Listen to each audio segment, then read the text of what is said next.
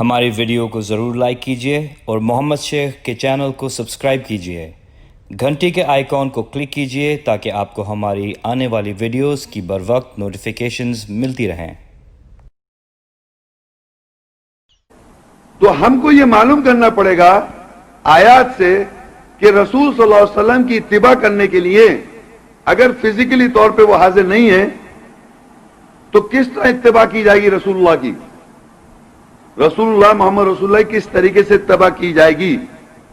تو اس کے لیے اللہ تعالیٰ بتاتا ہے سورہ الاحزاب میں 33 اور اس کی 21 آیت، لَقَدْ كَانَ لَكُمْ فِي رَسُولِ اللَّهِ أُسْوَةٌ حَسَنَةٌ لِمَنْ كَانَ يَرْجُو اللَّهَ وَالْيَوْمَ الْآخِرَةَ وَذَكَرَ اللَّهَ كَثِيرًا۔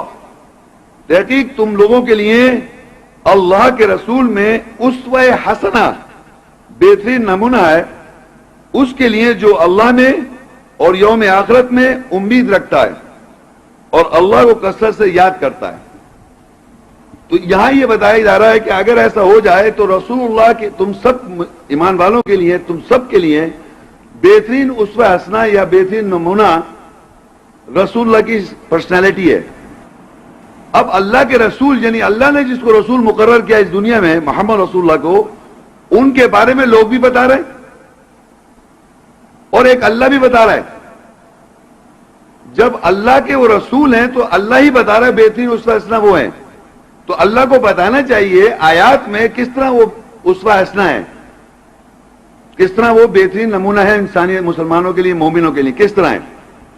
لوگوں نے بھی لکھا ہوا ہے، لوگوں نے ان کے جو کلوز ایسوسیٹس تھے انہوں نے بھی لکھا ہوا ہے، ان کے بارے میں لکھا ہوا ہے کہ وہ ایسے تھے یا یوں تھا، جو بھی کچھ لکھا ہمارے پاس اکاؤنٹ موجود ہے۔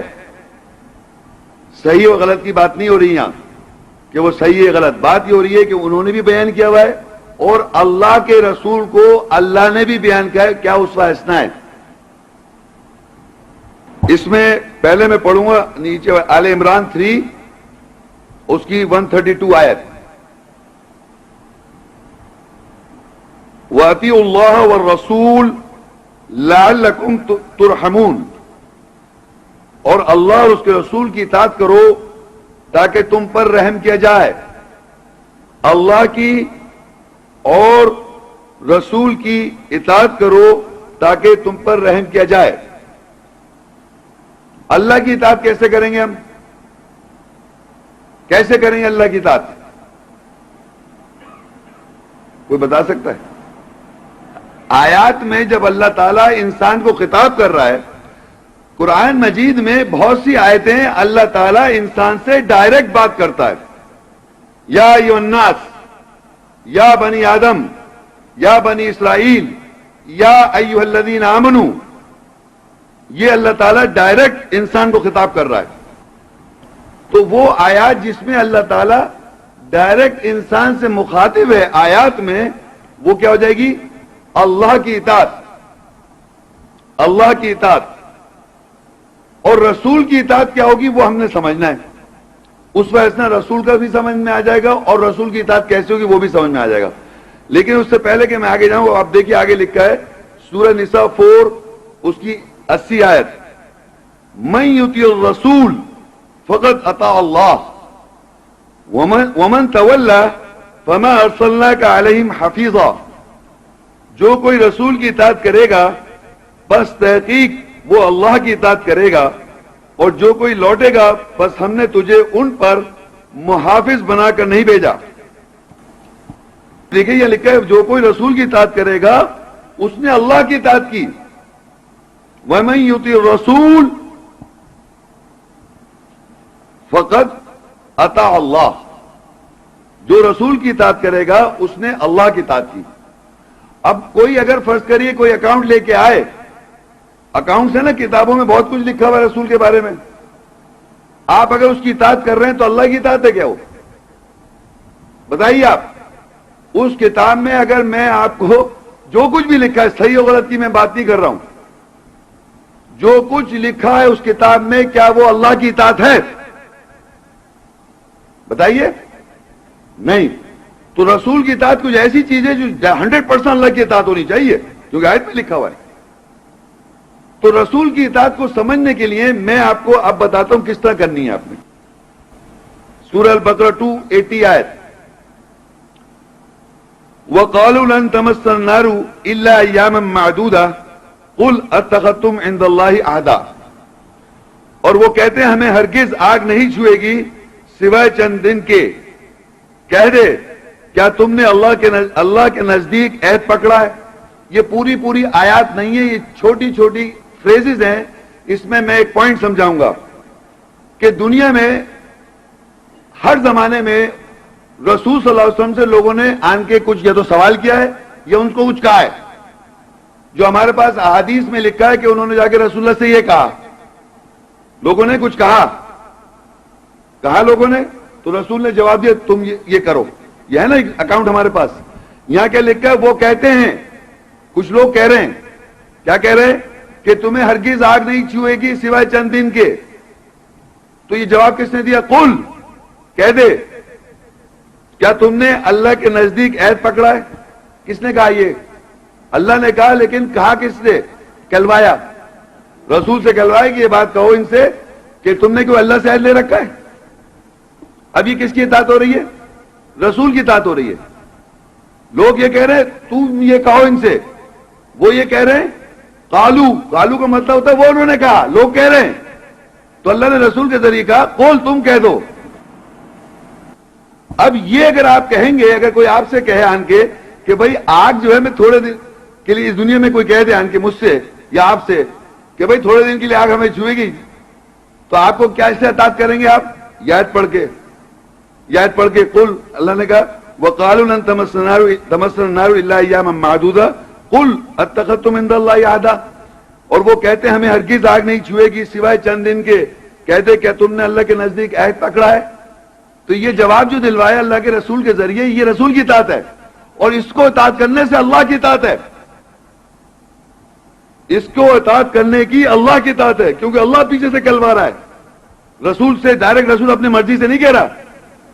تو یہ جو میں نے چند باتیں بتا رہا ہوں آپ کو، اس طرح قرآن مجید میں آپ لکھا ہوا کتابچے میں کہ لوگوں کا کہنا 331 دفعہ لوگوں نے کہا ہے. یعنی یہ بات وہ کہتے ہیں قالو، وہ کہتے ہیں قالو، وہ کہتے ہیں، وہ کہتے ہیں قالو، وہ کہتے ہیں. اس کے جواب میں اللہ نے قل، تم کہہ دو. اس کے جواب میں اللہ نے کہا قل، تم کہہ دو.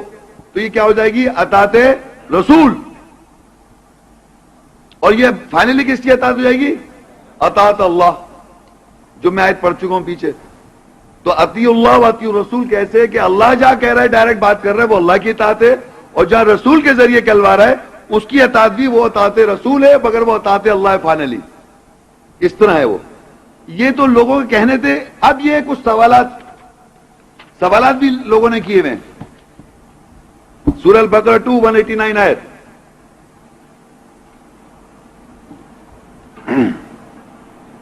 يَسْأَلُونَكَ عَنِ الْأَهِلَّةِ قُلْ هِيَ مَوَاقِيتُ لِلنَّاسِ وَالْحَجِّ.